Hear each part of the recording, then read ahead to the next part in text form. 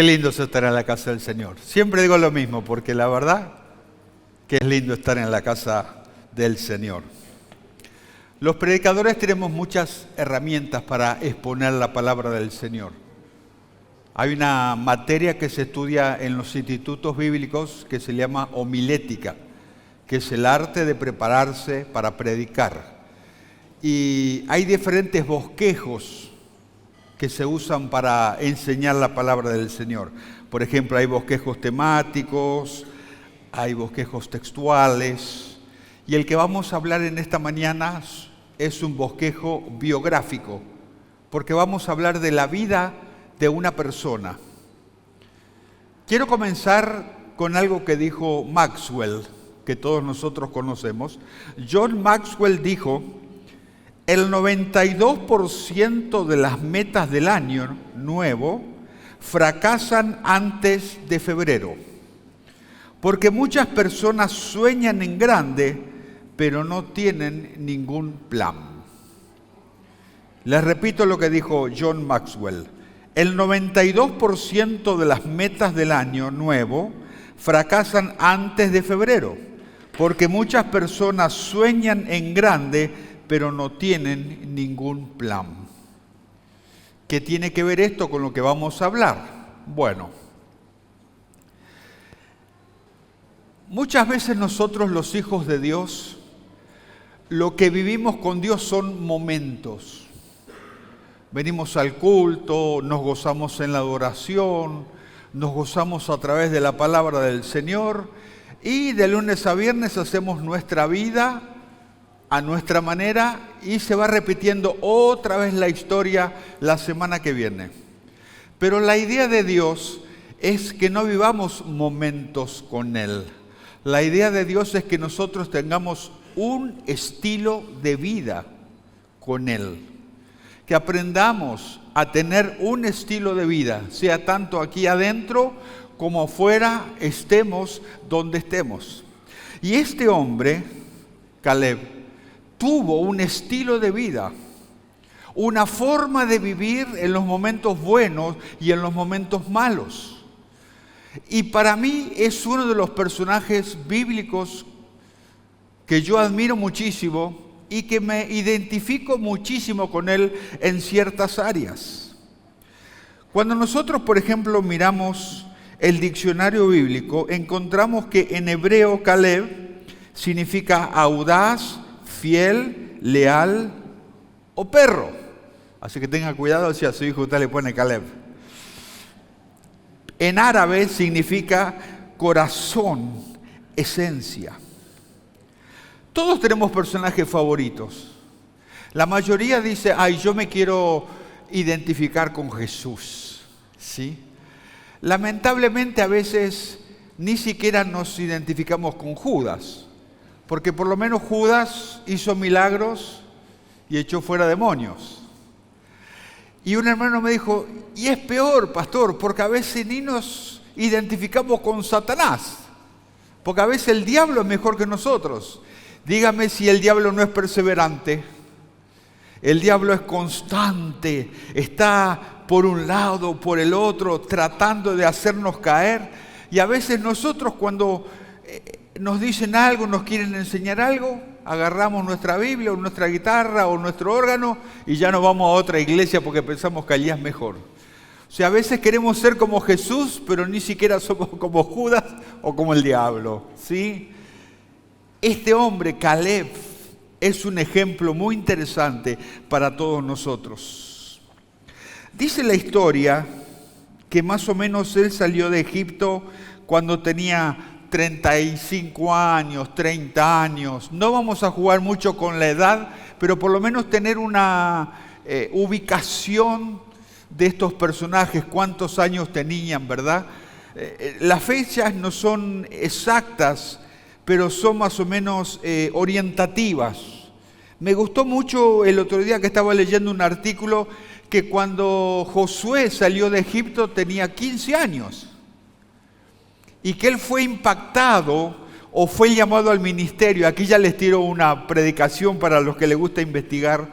Él fue impactado y llamado al ministerio cuando después que salieron de Egipto, que más o menos 2 años llegaron al monte Sinaí, él vio cómo Dios le daba la ley, cómo salía humo, cómo salía fuego.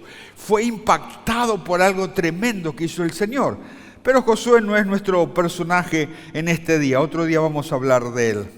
Entonces más o menos sale Caleb teniendo 30, 35 años. Y hay algo que a mí me llamó la atención.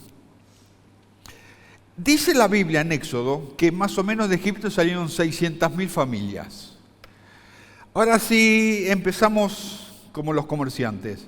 Si son 5 personas en cada familia, son 3 millones de personas que salieron. Bueno, 2.999.998 personas murieron en el desierto. Solo Josué y Caleb entraron a la tierra prometida. ¿Qué hicieron estos tipos para entrar a la tierra prometida y no morir? Hace poco estaba escuchando de un pastor que decían, este pastor antes era borracho, era adicto, era mujeriego, era violento y ahora es pastor. Entonces dije, ¿qué hizo para ser pastor? ¿Qué habrá pasado en su vida? ¿Cuál fue el cambio que él experimentó para pasar tan rápido de un lado a otro? Entonces cuando nosotros estudiamos a Josué y Caleb, nos vamos a dar cuenta qué estilo de vida tenían, por eso pudieron conquistar lo que conquistaron. Si usted quiere saber algo de la familia de Caleb, le animo a que lea el libro de Crónicas. A usted que le gustan los acertijos, los misterios, las películas de terror, bueno, agarra el libro de Crónicas y ahí en medio de toda esa genealogía va a encontrar cómo se llamaban las esposas, porque tuvo 2 esposas Caleb, no juntas, sino después que falleció la primera, y cómo se llamaban sus hijos, y ahí usted puede armar todo el mapa familiar también. ¿Sí? No se olvide, Primera de Crónicas. El comentarista dice que amaba a Dios, confiaba en Dios, era un vencedor.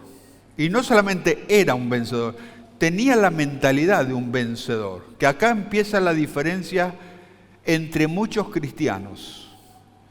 La forma de pensar, la forma de ver la cruz, la forma de ver el servicio, la forma de ver la corona, la forma de ver la vida eterna, comienza en la forma de pensar. Hay 3 cosas que vamos a aprender de Caleb. La primera que vamos a aprender es que su fe nunca varió. Cuando tenía 85 años, tenías la misma fe que cuando tenía 30, cuando tenía 50. Nunca varió su fe. Tuvo momentos muy lindos, como por ejemplo cuando se casó su hija. Pero tuvo momentos muy tristes, donde casi más lo matan. Pero su fe nunca varió. Nosotros, lamentablemente, cuando miramos nuestra fe, parece la cordillera de los Andes. A veces estamos arriba, decimos que todo lo podemos en Cristo, que somos más que vencedores, y a la semana estamos en casa con ganas de quemar la Biblia, de dejar de servir al Señor. Y tenemos que aprender a que nuestra fe nunca varíe. Eso es un estilo de vida. En las buenas, como cantaba Miguel Cejas, ¿te acuerdas? En las buenas y en las malas, te amo igual. Cuando usted se casa, ¿qué maldición le da al pastor? No, qué bendición. En la riqueza, en la pobreza, en la salud, en la enfermedad, y uno como un sonso dice, sí, sí, sí. Se da cuenta muchas veces con el tiempo que, bueno, estaba muy entusiasmado en ese momento. Pero la fe de él nunca varió. Cuando nosotros miramos, por ejemplo, Números capítulo 13, no lo vamos a leer porque se nos va a alargar la prédica y no le voy a poder terminar. Números capítulo 13, versículo 3, versículo 30. Números capítulo 14, versículos 6 al 8 y versículo 38. Que más o menos después que salieron de Egipto, habrán pasado más o menos 2 años, y Moisés dice, vamos a ir a investigar la tierra que Dios nos ha prometido, Canaán. Yo necesito 12 personas, un líder de cada tribu, que vayan e investiguen. Y bueno, usted va a leer la historia, que fueron 12 líderes o 12 príncipes, vieron la tierra y a la vuelta cuando trajeron el informe, 10 dijeron, señores, es una linda tierra, está buenísima, los racimos de uva tenemos que cargarlo entre 2 porque son gigantes, pero hay un problema, hay unos gigantes que son los hijos de Anac, otra prédica para que les guste investigar, son los hijos de Anac, vimos gigantes que tienen 6 dedos en sus manos y 6 dedos en sus pies, son altísimos y no lo vamos a poder vencer. Y solamente 2, Josué y Caleb, dijeron, nosotros vamos a poder vencerlos porque Dios está con nosotros y aparte Dios nos prometió que eso es de nosotros. Los otros 10 murieron a través de una plaga que mandó el Señor. Y estos quedaron vivos, Josué y Caleb, y recibieron una promesa, que el lugar donde ellos habían estado, que era Hebrón, el día de mañana cuando lleguen a ese lugar, el Señor le iba a dar eso a Caleb. Interesante. ¿Cuántas promesas nosotros recibimos de parte del Señor? Siempre venimos acá adelante a buscar promesas. ¿Cuándo las vamos a ejecutar? ¿Cuándo las vamos a reclamar? ¿Cuándo vamos a ponerlas en práctica? Pero me llamó mucho la atención porque en Números 13, capítulo 12, versículo 12, dice que Caleb era perfecto en pos de Jehová. Sabemos que humanamente la perfección no existe. Entonces cuando vamos a otros versículos paralelos, encontramos que dice que servía a Dios de todo corazón, que era un seguidor fiel, que era leal al Señor, era perfecto en pos de Jehová. Su fe nunca varió. La Biblia no lo dice. Lo dice el comentarista bíblico que él vivió 100 años. Linda edad para morir, ¿verdad? Porque murió bien, murió en una hermosa tierra, murió rodeado de su familia, murió sin ningún tipo de enfermedad, por la forma que se expresa la palabra del Señor, como nos gustaría quizás a la mayoría de nosotros partir hacia la eternidad, porque tarde o temprano vamos a morir, ¿verdad? Nos guste o no nos guste, hay un mundo feliz más allá. Pero sabe que Números 14, 24 dice que Josué y Caleb, y eso lo relata, como le dije, en Números 14 y 24, que Josué y Caleb tomaron la decisión de decir, sí, nosotros vamos a vencerlo, sí, nosotros vamos a conquistar. El versículo dice, porque tenían otro espíritu. Y me llamó la atención, porque no está hablando del Espíritu Santo. Y antes que me olvide, porque hay cosas que se nos pasan a los predicadores, 10 decían que no iban a entrar a ese lugar y 2 decían que sí. ¿Sabe la lección práctica que aprendemos? Que no siempre la mayoría tiene razón. Grábese eso en la cabeza. No siempre la mayoría tiene razón. 10 decían que no y 2 decían que sí. Pero al fin y al cabo esos 2 tenían razón. Y si usted quiere hacerle enojar a su esposa o a su esposo, cuando le sale mal, usted le dice, ¿viste? Yo te dije. Y ahí se arma la Tercera Guerra Mundial en la familia. Pero dice Números 14, 24 que tenía otro espíritu. Entonces cuando nosotros miramos otros versículos paralelos, en otras versiones, dice que su actitud era diferente, que su comportamiento era diferente, que tenía una lealtad, que era obediente al Señor, que cumplió con el Señor, etcétera, etcétera. Y también usted puede cotejar esta palabra con Deuteronomio, capítulo 1, versículo 36 al 38. Usted se va a dar cuenta en su entorno de servir al Señor o de su entorno familiar, que siempre hay uno que tiene un espíritu diferente. A veces es para mejor y a veces para peor. De pronto usted habla con ciertas personas y parece que tienen una mentalidad diferente. Vamos a avanzar, vamos a progresar, no importa si alguno tiene que morir, vamos a crecer, vamos a conquistar, porque así dice el Señor. Y de pronto te encontrás que otro tiene espíritu negativo frente a la misma situación. Josué y Caleb tenían un espíritu diferente a los otros 10. Su forma de ver las cosas de Dios, su forma de amar a Dios, su forma de pararse frente a las promesas de Dios, era totalmente diferente a las otras personas. Me acuerdo una vez que de este púlpito contaron un ejemplo de un chico caprichoso. Usted tiene hijos, ¿verdad? Yo tengo, pues ya se me escaparon de las manos, dijo uno. Si usted tiene un hijo caprichoso, si no le rompe su carácter antes de los 4 años, no se lo rompe más. Prepárese para disfrutar una vejez de terror. Si no le rompe el carácter antes de los 4 años, no se lo rompe más. Y nos enseñaron desde aquí que un nene era re caprichoso y su papá le dijo, sentate. Y él dijo, no me quiero sentar. ¡Sentate! No me quiero sentar. Y le mostró el cinturón. Y el chico se sentó. Y lo miró al padre y le dijo, aunque mi colita está sentada, pero mi mente sigue en pie. Ese tenía un espíritu diferente, para mal. Entonces, si usted tiene un espíritu diferente en medio de su grupo, pero es positivo, métale, avance, conquiste, venda el producto, siga adelante. Pero si tiene un espíritu diferente al grupo y rema en contra, es hora de cambiar de dirección. Nunca varió la fe de Caleb.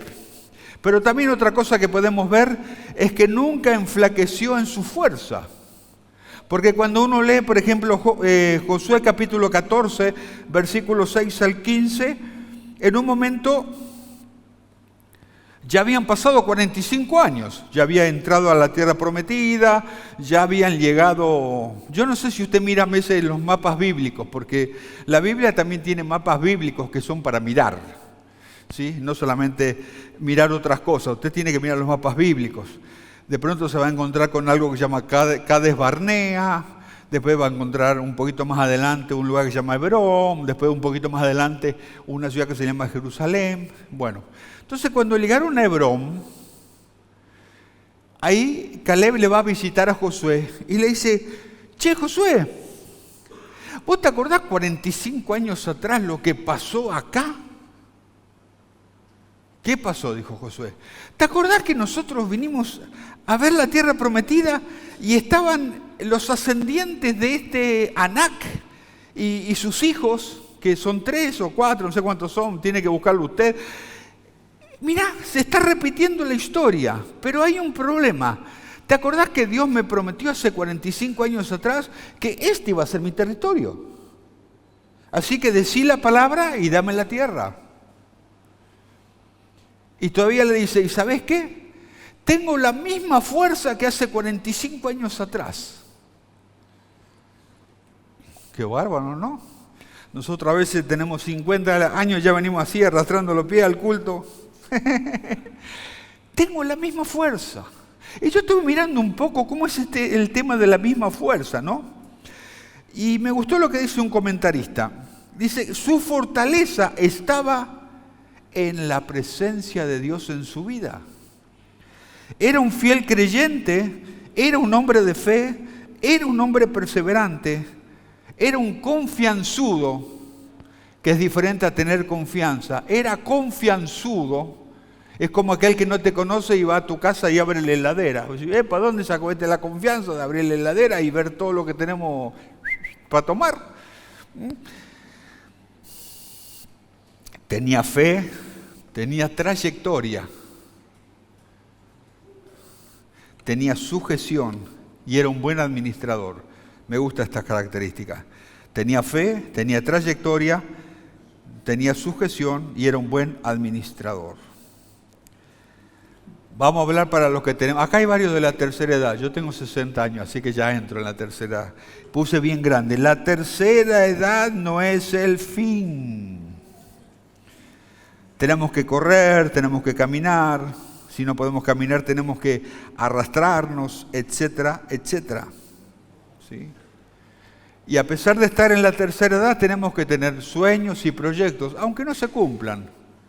Que el día de mañana, cuando estemos en el cajón antes de ir al cementerio, por lo menos diga, este tipo o esta tipa tenía buenos proyectos, no los pudo cumplir porque lo atropelló en la línea 23, pero bueno, alguien va a agarrar su proyecto y lo va a llevar adelante. Yo, por ejemplo, sueño con tener un hogar de ancianos. A mí me gustan los viejitos y la viejita, porque yo también algún día voy a ser viejito. Y voy a querer que alguien también me abrace y me bese, o me compre Huggies para adultos. Y me gustaría ser director de un hogar de ancianos. Y ya una hermana me donó el terreno, me dijo, yo le voy a dar un terreno en Villalles. Entonces yo le dije al pastor Javier Vera, no sé quién de los dos va a ser el director, pero por lo menos vamos a vivir ahí, ¿no? Y el pastor Javier Mayerelle y la pastora Lilian son más jóvenes, ustedes ya pueden fundar un hogar de niños. Pero es bueno tener proyectos, no importa si se cumplen o no se cumplen. Y ahora me acuerdo lo que dijo Maxwell, pues yo una época era seguidor fiel de Maxwell, compraba sus libros, compraba sus CD, etcétera, etcétera. Él dijo que la persona que sobrevive y se enferma menos es la que tiene proyectos más grandes de los que puede ejecutar. Póngase un proyecto que casi ni puede ejecutar. Por ejemplo, el templo es un proyecto más grande que el que nosotros podemos ejecutar. Es como dijo la pastora, es una gotita de agua en medio de lo que sale. Pero ese proyecto a muchos nos va a mantener vivos y nos va a dar ideas y nos vamos a descansar. Fíjese, por ejemplo, la gente que trabaja y se jubila. Muchos una vez que se jubilan, se enferman, porque no tienen otro proyecto más grande, solamente de ir y cobrar su jubilación. A su nivel, a su velocidad, siempre tenemos que tener proyectos nuevos. Y me gusta Caleb. Todavía soy tan fuerte. Quizás no tenía la fuerza física que tenía una persona de 30, de 40, pero sí tenía una fuerza mental, una fuerza emocional muy fuerte, porque eso es lo que al fin y al cabo hacemos los que vamos creciendo. Vamos perdiendo la fuerza física, pero la fuerza mental, la fuerza emocional se va acrecentando. Nos acercamos más a Dios, leemos la palabra de Dios y todas esas ideas que tenemos buenas queremos compartirlas con la gente joven que tiene la fuerza física y que la puedan llevar adelante. Y saben que acá ocurrió algo muy interesante. Dice la Biblia que él conquista parte de Hebrón, pero después hay un monte un poco más grande que ya no le da la fuerza física. Ya como le dije antes, estaban los hijos de Anac, los gigantes. ¿Y qué hace él? Yo digo que usa la fuerza emocional, como por ejemplo la usó también Saúl. Porque cuando Saúl vio que no podía vencer a Goliat, ¿qué hizo? Ofreció su hija. Dijo, el que se case con mi hija, o sea, el que venza a Goliat se casa con mi hija. Y saben que este hizo lo mismo. Él dijo, el que venza a los hijos de Anac, yo le voy a dar a mi hija por esposa. Y apareció un letradito por ahí y en 30 segundos lo venció a estos gigantes y se casó con la hija de él. Muy interesante, ¿verdad? Su fuerza nunca enflaqueció. Siempre tenía fuerza, siempre tenía ganas de servir al Señor, siempre estaba cerquita del Señor. ¿Sí? De pronto, como dije antes, no tenía la velocidad que tiene el jovencito, pero ahí estaba él, siempre involucrado en las cosas del Señor.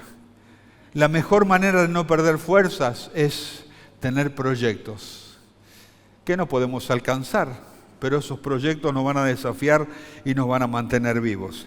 Y el tercer punto que yo encuentro tan interesante es que él nunca malgastó sus bendiciones.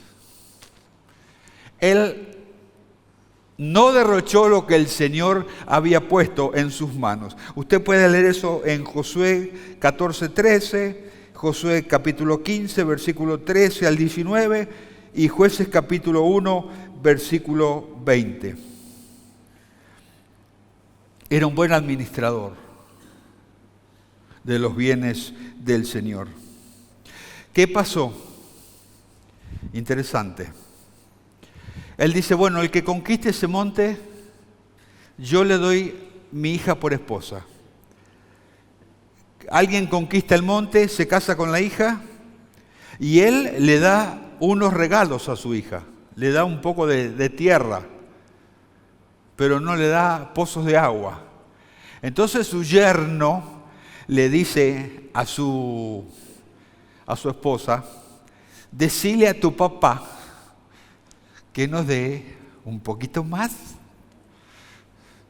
Nos dio así medio a cuentagotas, no nos largó todo. Y bueno, y cuando le pidió la hija, dice que ahí le dio las fuentes de agua, etcétera, etcétera. El comentarista dice que era un muy buen administrador. Y lo que él había conseguido 45 años atrás, no se lo iba a dar a cualquiera. No lo iba a compartir con cualquiera. Hermano, lo que cuesta sacrificio es lo que uno cuida.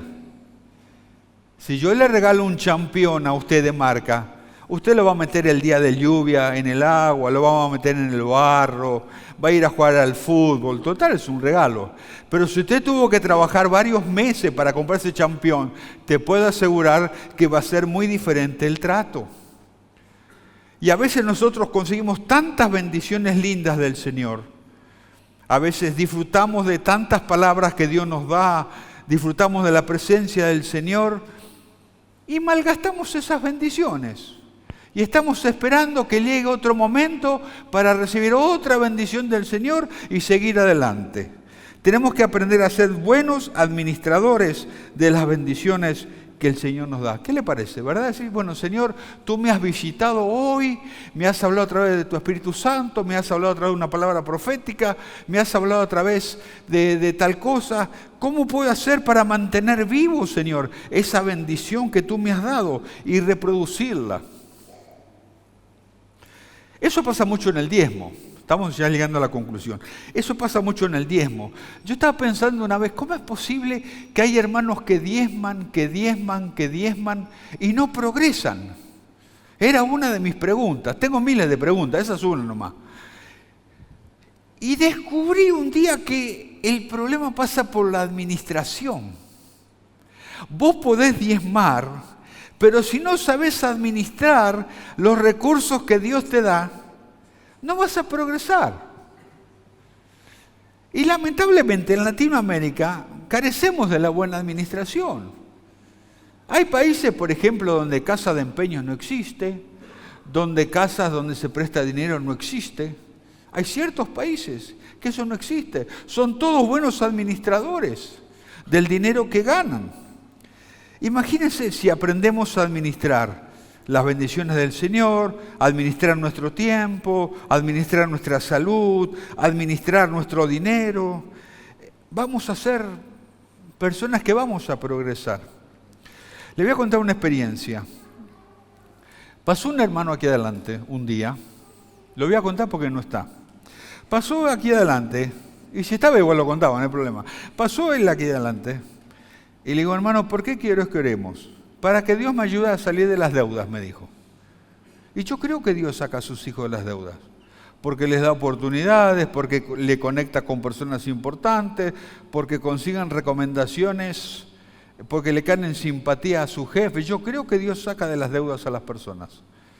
Él dijo, ¿y qué vas a hacer si Dios te saca de las deudas? Voy a hacer un préstamo, me dijo. Esa era su mentalidad. Salir de una para entrar en otra. ¿Entiende? Le digo, mira, campeón, no voy a orar por vos. Podéis pasar para el otro lado, que del otro lado sí te van a orar, pero yo no te voy a orar. Entonces, a veces no sabemos administrar lo que Dios nos da. Y yo me acuerdo esto de la administración. Tenía un pastor amigo que no era pentecostal y siempre se reía de mí, pero en forma así jocosa, ¿no? Me decía, Fabián, ustedes los pentecostales son todos médicos. A la pucha, ¿y cómo es eso? Dice, sí, todos los pastores preparan una jeringa así de grande, llena de poder, y le pinchan a los miembros todos los domingos, pium, pium, pium, pium, pium, pium, pium, pium. Y se van los miembros a su casa. No leen la Biblia, no oran, no se congregan en un grupo pequeño, no tienen devocional. Y el próximo domingo viene otro y pium, pium, pium, pium. Los pincha una vez por semana para que sobrevivan toda la semana. Le dije, campeón, tenés razón. Por eso los momentos con Dios son buenos, pero el estilo de vida es mejor. Si nosotros queremos triunfar en la vida, hermanos, acá tenemos un buen camino para el 2025. Que no varíe nuestra fe. Yo no sé qué vendrá. ¿Vendrá abundancia? ¿Vendrá salud?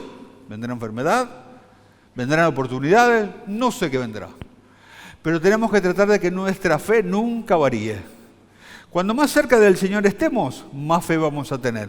Cuando más lejos del Señor estemos, menos fe vamos a tener. La decisión es nuestra. Y que nuestra fuerza nunca varíe. Hermano, ¿por qué no vino al culto? Y porque estaba lloviendo. ¿Ah, sí? ¿Y fuiste al trabajo cuando estaba lloviendo? Claro, si no me descuentan. Señor, empezá a descontarle a este que no viene a horario. O sea, es increíble, ¿verdad? Donde nos pagan, presentes. Para el Señor, un poquito más tarde no hay problema. Y si llueve, lindo quedarse en casa y ver una película con unos pororos. Y no malgaste las bendiciones, no malgaste. Yo las bendiciones que el Señor me ha dado, no las comparto, lo siento en mi alma. Como dice nuestro pastor principal que está aprendiendo a hablar inglés, I'm sorry baby, no comparto las bendiciones. Trato de reproducirlas, de darles crecimiento y recibir más bendiciones de parte del Señor. Conclusión, Caleb, ejemplo de perseverancia, de fe y confianza asombrosa. Vio morir a su generación en el desierto. A todos los que se rebelaron contra Dios, murieron también en el desierto. Superó la prueba del tiempo con paciencia y absoluta confianza en Dios. Señor, gracias te damos en esta mañana por este hombre, Señor. Si nosotros vamos a la concordancia, papá, vamos a encontrar 11, 12 versículos que abarcan 70, 80 años de su vida. Pero es un hombre que nos ha marcado y que tenemos que tomar como ejemplo de una vida cristiana saludable y próspera y que se recuerda de las promesas. Señor, su fe nunca varió. Nunca, Señor, sus fuerzas las perdió y no malgastó las bendiciones que tú le diste. Que aprendamos, Señor, vendrá este año quizás con todo, para bien o para mal, pero nuestra fe no va a variar, nuestra fuerza en el servicio no se va a enflaquecer y las bendiciones que recibamos no las vamos a perder, Señor. Vamos a cuidarlas porque es lo más importante, ser amado, ser abrazado por ti, ser cuidado por ti y recibir lo mejor de ti. Señor, gracias te damos por ser tan bueno para con nosotros. Gracias. Gracias, Padre, por esta palabra.